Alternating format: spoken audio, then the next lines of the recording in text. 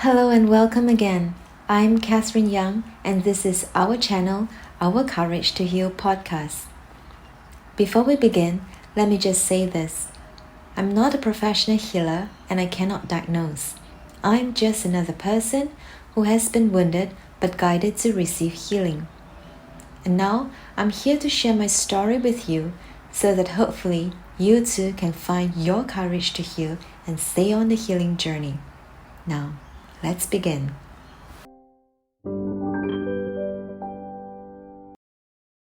In this chapter, I realized that I can dissect the different parts of my life to isolate and heal the wounded part, so that I can continue to function and even enjoy other parts of our lives at the same time. Knowing that just a part of me is wounded gives us courage and confidence to live in the present while healing a past wound. This is a very special episode. By the time I record this, my relationship with my son has improved and strengthened. He has finally completed his dream exams and the results are back. We made it with a stronger bond and a mutual trust that we will be there for each other and support each other's dreams. Let's begin. Book 2, The Healing, Chapter 5, Being the Parent I Want to Be to My Children. Before I was healed, I always wished to be the better parent that I could not be. I didn't know how to. I wish I could be there to hold my child when they are experiencing those big emotions. But I couldn't. Instead, I would pray for help, ask my partner to step in, and I would hide in my room. One time, when it got too much, I chose to on the vacuum cleaner to block out the shouting. Or sometimes, I may use anger to mask my fear to get out of the situation. It broke my child every time. This memory is painful to write, but I really want to let you know that you are not alone. I didn't know that every scream and tantrum he's throwing reminded me of the chaotic, dangerous childhood I had. And it's now on repeat and amplified. My heart and my head are pounding. I could feel my brain on alert, but my limbs had frozen in action. I was so scared. I have a close friend who would gently remind me that all my child needed at that point was a hug and reassurance from me. I would acknowledge that and remind myself to do better. Then very quickly, the next episode would come and I would freeze again. My friend didn't know that I was handicapped by my past complex childhood trauma. I didn't know I had it either. By then, I would have spent thousands on therapies, fallen sick so often, and my back screaming in pain. And I still didn't know what to do. The therapists were empathetic, their solutions made sense, but my body just wasn't responding. I tried as I might, and I failed every single time. There were times I did it. I braced myself and went in to hug my child, but I would be trembling inside. Then I would have to avoid him for days after. I would really want to be loved and loving to my family. What should I do? It wasn't until this miscarriage that I was so broken that I went to so many alternative healings that I uncovered this complex childhood trauma. I recognized that my son was just being a child, but I was triggered and reminded of the explosive shouting from my siblings, the non-stop emotional abuse for decades. Can you imagine going in to hug your abuser when they are shouting? I was disempowered since I was very, very little. My inner child only knew to hide and run away from the perceived danger every time my son had a meltdown. What's the healing? I thought the healer would magically take this trauma away, like a surgery would to a wounded part. I forgot. The healing of the wound is painful, and there's always a scar to remind us. It had formed a part of me. Knowing this is both empowering and disempowering. Empowering because I realized I was just being triggered. My son is fine, and this is just a part of me. I just needed to address this part, and my loving self can express freely again. But disempowering because the work is a process and the scar is there to stay. There's no magic. I had to do the work. But yet, healing is so important. Because each time I was triggered and run away, I would have caused trauma to my son, who really needed me. This trauma would then be compounded intergenerationally, and one day my grandchild would have a trauma to heal too. So my mission was to end it now, so that his children can enjoy love. And so I started working. I started dissecting my thoughts and identifying my actions. I started talking to myself when he snapped.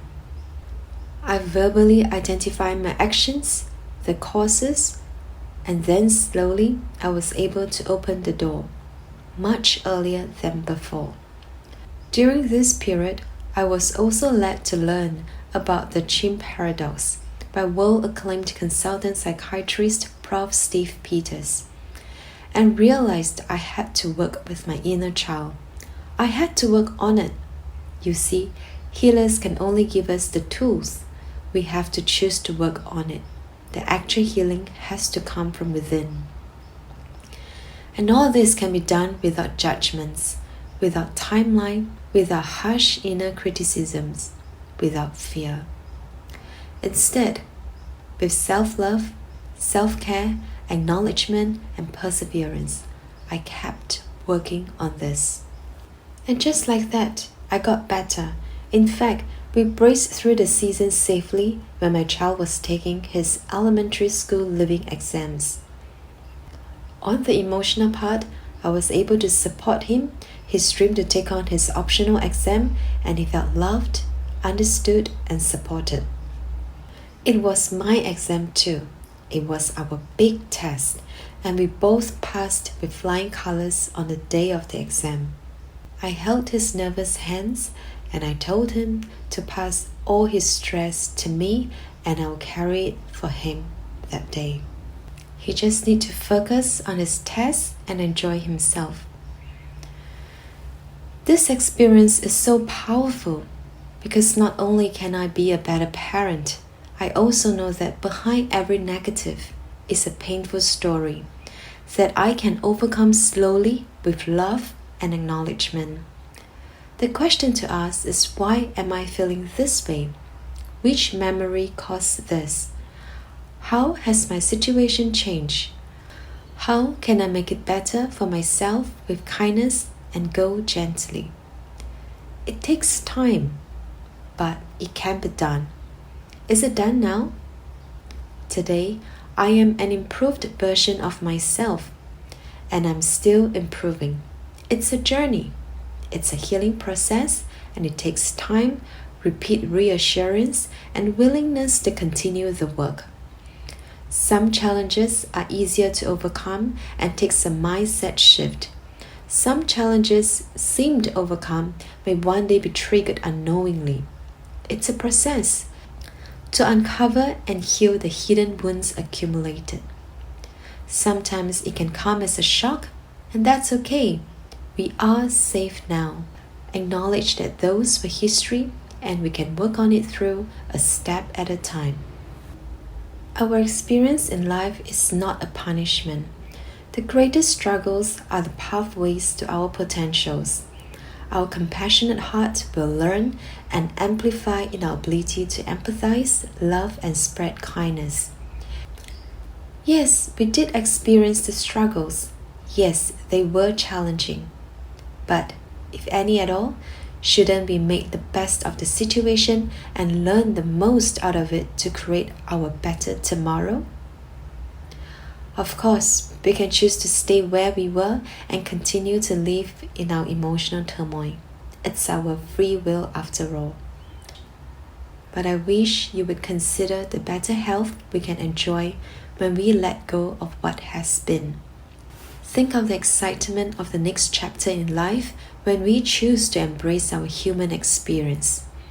Think of how much we can finally feel free to love and be the love of our life. When we finally accept our past, present, and all its vulnerability and sacred scars. It can be done because no matter the wounds, they are just a part of us. There are still other parts of us that are awesome and worth celebrating now. There's a need to appreciate them and remember them often, because they act like fuel to push us through healing work. Understand that these wounds are just parts of us. We are still a functioning unit. Often, our minds amplify this wounded part, and we numb and paralyze our whole system and go into either a total shutdown or combat mode. Acknowledging that just a part of us needed healing free us of time and space to function and enjoy the other parts. It gives us respite to continue to appreciate life and look forward to healing. It gives us strength and motivation to heal the wounded parts. And we always know that trauma can be transformed from woundedness to wisdom. Wisdom to transform our current situation, wisdom to connect within so that we can let go of what has been, let live, and embrace living. Life is meant to be fun, beautiful, transformational, and loving. Our experiences are sacred pathways to lead us to our next transformation, next chapter. We have nothing to be afraid of. We have nothing to be ashamed of. We can feel safe to rest in our heart space and allow light to shine through, to show us the way to healing, so that our hidden inner light beneath the wounds can shine through. And we can always look forward to our next season with love, gratitude, ease, and grace. No matter what it may be and what it would become. Because life is, after all, an accumulation of experiences and memories. Dear one, I hope through these episodes you can feel your courage to heal. And if you are healing, I hope you have realized that the healing powers lies within us. We just need to do the work. There's not one healer who can heal us unless we say yes. And once we say yes, we will be healed. No matter the past or the current condition, we will be healed. Healing is a process. Healing is uncovering the best version of us. Healing reveals the unstoppable us. Healing brings us peace and love. Healing is the universal love language we are born to give ourselves. Dear one, give it a go. Know that only a part of you is wounded, and all will be well eventually. I will be rooting for you.